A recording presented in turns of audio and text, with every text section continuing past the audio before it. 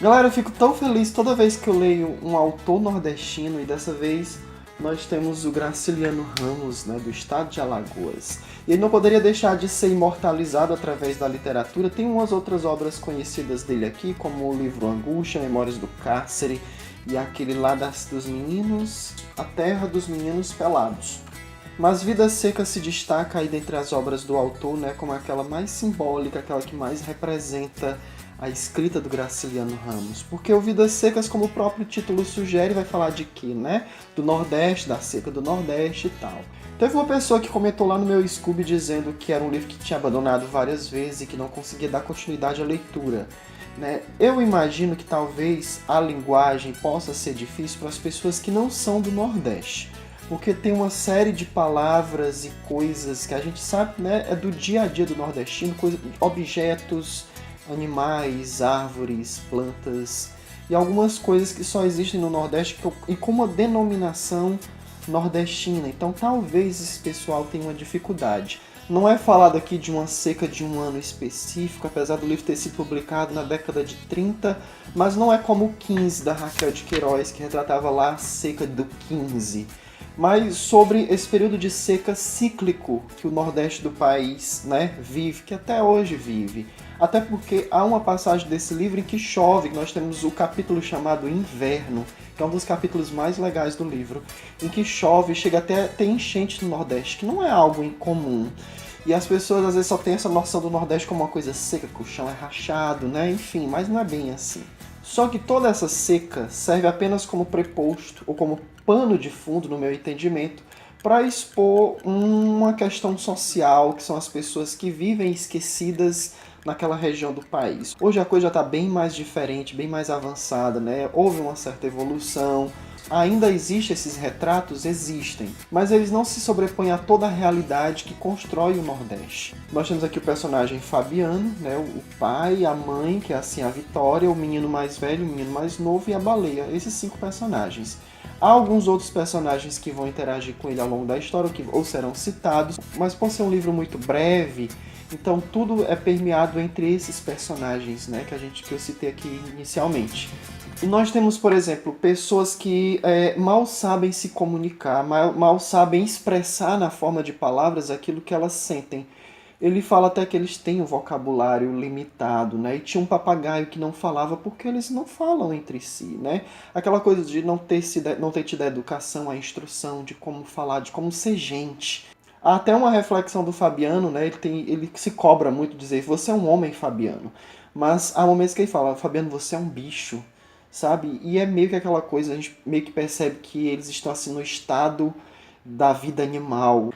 Bem, a história é basicamente de uma família de retirantes, você não sabe de onde eles estão vindo, provavelmente de algum lugar do Nordeste, indo para outro lugar, né? E eles vão a pé, seguindo no leito de um rio seco, para tentar encontrar um lugar melhor para viver, né? Só que eles acabam encontrando algo semelhante ao que eles já conheciam, eles vão se instalar ali numa fazenda. Logo, o Fabiano vai estar subordinado ao dono dessa fazenda, né, no qual ele vai ali cuidar do gado, da criação, enfim. Nós vamos passar pela quadra invernosa, nós vamos vivenciar como é a rotina dessas pessoas ali, né, quais são os sonhos do menino mais velho, do menino mais novo, quais são as ambições, assim, coisas tão simples como da assim, a Vitória, que tudo que queria era uma cama com lastro de couro, né? Não era nem colchão, minha gente, é aquela cama com aquele lastro. A minha avó tinha umas cadeiras com esse lastro de couro que era muito interessante.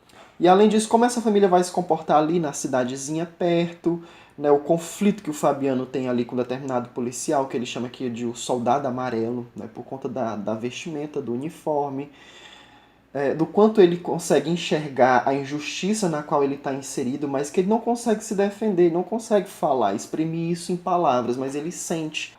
Assim como do louvável personagem da baleia, a cachorrinha magrela, que é assim, o melhor personagem de toda a história. E tal qual como começa o livro, ele meio que termina parecido, sabe? Mas, tirando essa questão das denúncias sociais, né? A questão do Nordeste, da seca, da falta de acesso, da não educação, da não moradia, das péssimas condições de trabalho, enfim, é um livro muito bonito. É um livro, apesar de seco, com uma linguagem áspera, um narrador áspero, um narrador que entra no pensamento do Fabiano, que entra no pensamento da Sinhá, que entra no pensamento da cachorra.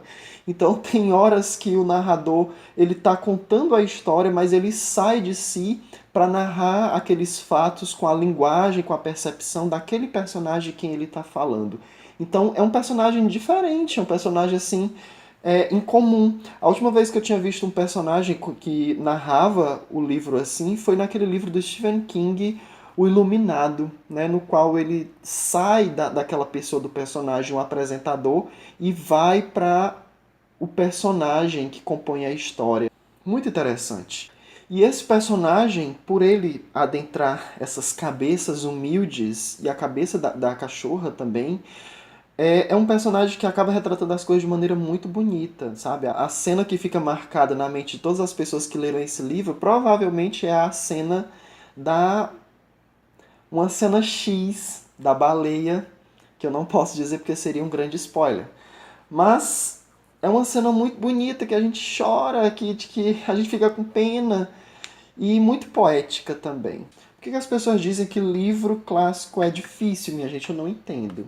Então, saindo daqui do livro do romance, eu fui para graphic novel. Eu fui investigar e percebi que esse ilustrador Guazelli já foi bastante premiado, né? Enfim, tem aqui uma série de situações em que ele participou e que ele foi premiado, mas as ilustrações me deixaram um pouco, no meu entendimento, deixaram um pouco a desejar, porque eu achei de um traço quase infantil. Então, eu acho que poderia ser melhorzinho. Há momentos até que dá a impressão que nós temos rascunhos e não a própria HQ que narra a história. Mas mesmo assim, é muito prazeroso, é muito gostoso ler esse livro. Apesar, né, como eu disse, ser um livro seco, um livro duro, um livro de uma linguagem áspera, é um livro também muito bonito. E essa página, para mim, é a melhor página. E apesar de não ter uma palavra sequer, diz muita coisa. Então, assim, fenomenal, incrível, maravilhoso. Eu recomendo mesmo assim. Há aí no YouTube também um filme que foi produzido nos anos 40. Meu primeiro contato com Vidas Secas, na verdade, foi através desse filme que a professora passou pra gente lá na escola, olha só, lá no ensino médio, né? E eu fiquei na cabeça, né, que eu precisava ler esse livro algum dia, finalmente li, e foi uma leitura maravilhosa. Eu vou deixar aqui do lado outras dicas de livros nordestinos. Vai aparecer aí o perfil para as minhas redes sociais. Se você gostou desse vídeo, por favor, dê um like. Se você não se inscreveu ainda, se inscreva no canal. Comentários são sempre bem-vindos e até o próximo vídeo.